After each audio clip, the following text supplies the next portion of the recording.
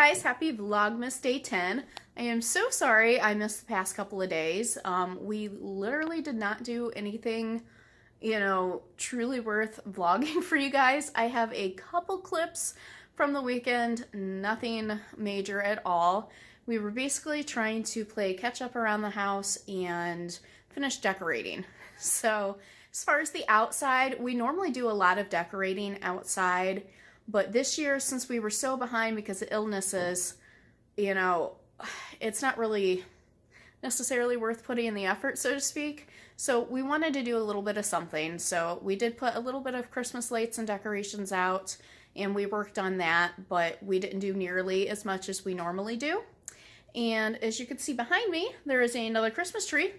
We finally finished working on the Christmas tree upstairs. We were having problems.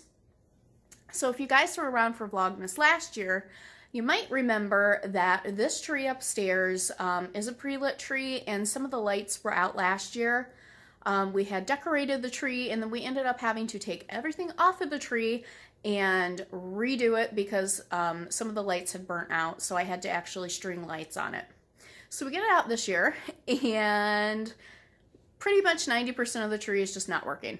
The lights I put up last year wasn't working.